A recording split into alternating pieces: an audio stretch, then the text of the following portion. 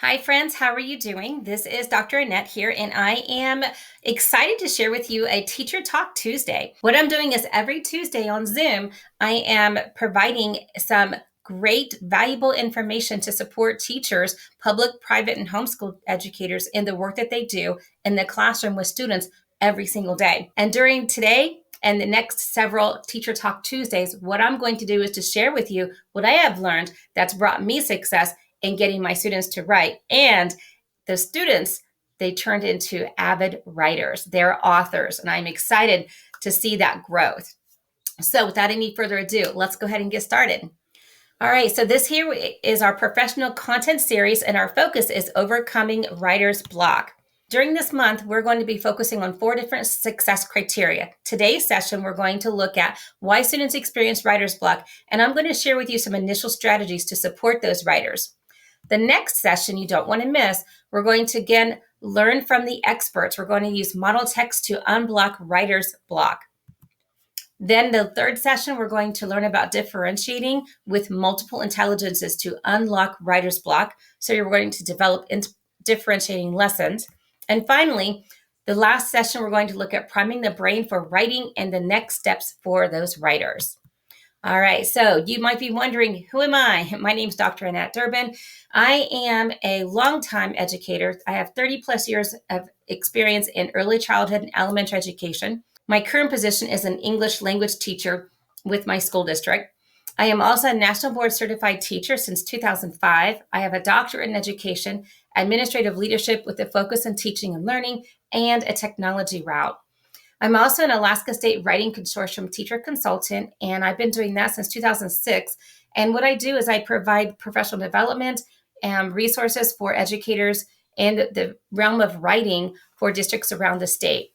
I'm also an education consultant. I work with private, public, and homeschool educators and helping them to achieve the goals that they have to be the best educator they can be so their students can be the best learner. I'm also a wife, mom, grandma, sister, friend, and colleague.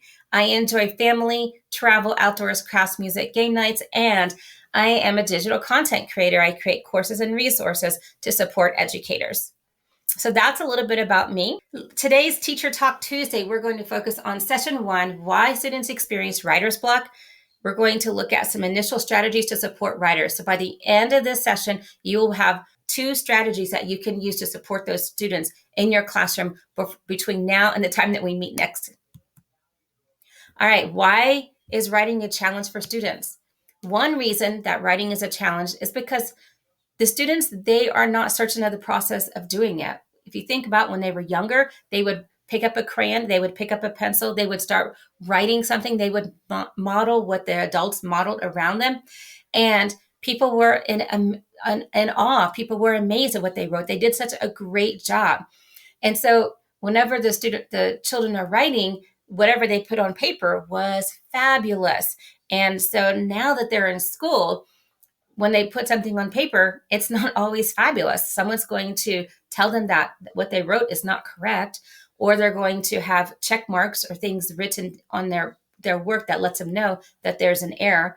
So whenever the students are entering in school, they start to understand that, okay, now I need to be writing something down, but I'm not quite certain how I'm supposed to be doing that. Before I was able to just write stuff down and it made sense, people understood, and people were happy, and that's not the case now. Another reason is the writer doesn't always know where to begin or how to proceed. They have some thoughts in their brain, but they're not quite certain how they're supposed to get those thoughts on paper. If you can ask me a question, I can orally share my thoughts, but whenever I have to transfer that to paper, that's a little bit more challenging. So knowing how to put the words on paper, where to begin to put those thoughts down, is something that challenges students. Another is that writing doesn't take place all at once in fluid sentences and organized paragraphs. How many of you, raise your hand, this is you are going to do that rough draft in your brain. You're going to start processing the information. You're going to be thinking about it. You're going to mull it over. It might be a day or 2 days. It could even be a week. And then once you get to your computer, that's when you start writing that information down. You've had time to think about it. You've had time to process how it is that you're going to say what you want to say. And then when you get to the computer, then it's just getting that draft out. Okay, so writing doesn't take place all at one time. Oftentimes, what I have found is that students think that what they put down in their writing assignment is perfect. Perfect. I'm done. I don't have to go do anything else. But then the teacher comes back, because that's our job, right? We want to help that student to be better at the work that they're doing. We want them to have better grammar. We want them to have better spelling. We want them to have better content. We want it to be organized. We want to look at different sentences and how the sentences are organized. We want to look at their voice and how they're saying the information and how it's coming across to the reader. So there's a lot that happens in writing. And in order to write, it all can't happen just in one 30-minute segment. Okay. So it doesn't take place all at one time. And then students start to understand when they get older that, okay, yes, I do need to go back and I need to rework some of these things.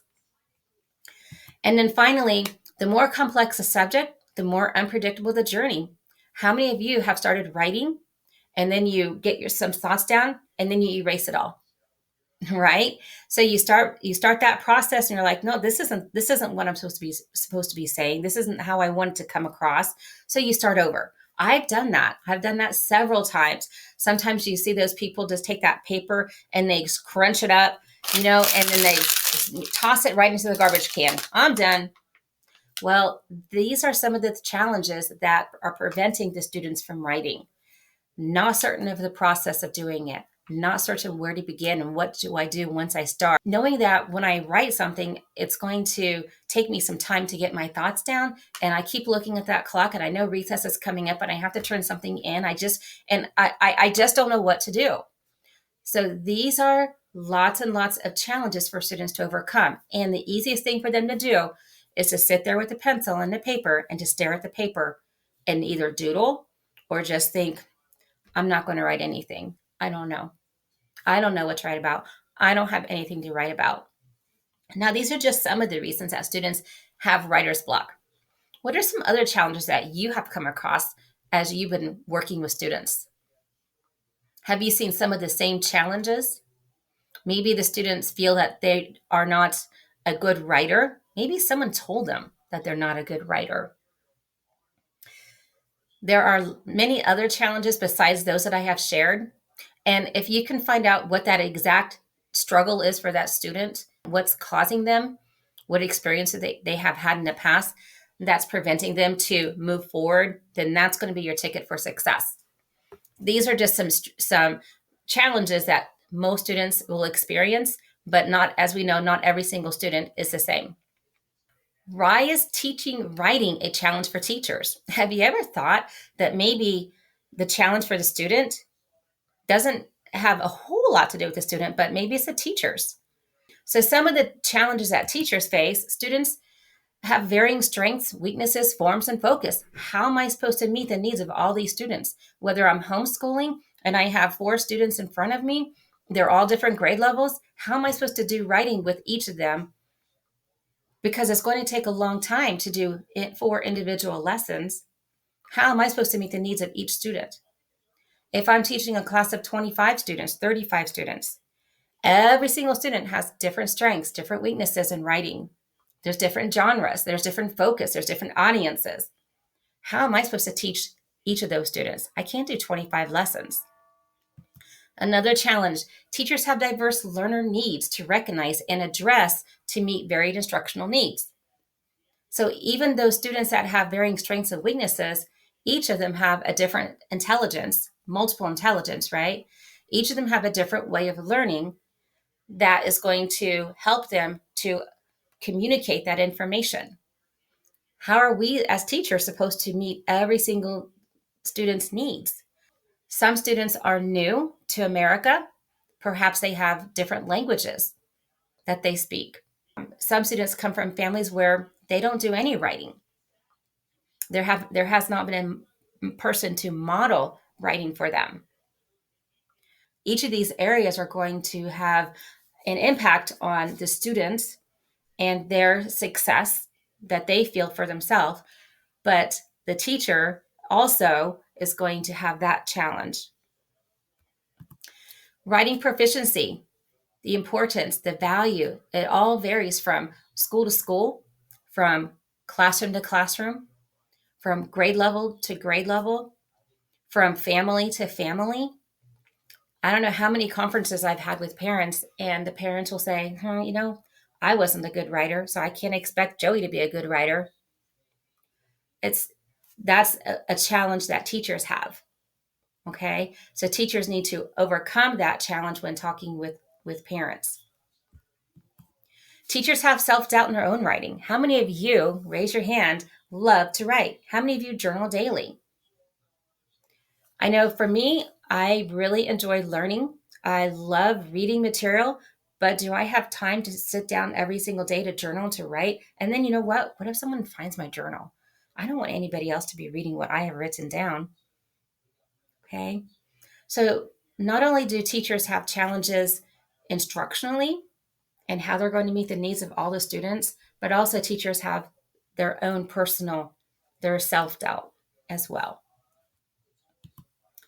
What other challenges would you add to this? What other challenges do teachers experience in the classroom that make it difficult for them to teach students, to help students overcome their own learning challenges, their own challenges to write? I have 2 strategies that I'm going to share with you today, just 2. There are more strategies that we'll get into over the next 3 sessions, but today I have 2 that I want to share with you, and I want you to actually implement them over this next week. The first strategy, I want you to stop and think, how much frequent practice do you provide for your students to write? How are students practicing writing every day? Is there a purpose? Do students have time to share? Do you have time to give feedback? And do you just let students have opportunities to draw a picture, to share their feelings through art? Okay. Did you know that the National Writing Project's NWP.org is an organization that promotes writing? The Alaska State Writing Consortium is a part of this organization. Most states have an organization. So check into the one that's nearby you. During the course of a day, research has found that students write less than 15% of the day. So I want you to stop and think. I thought that was a really low number.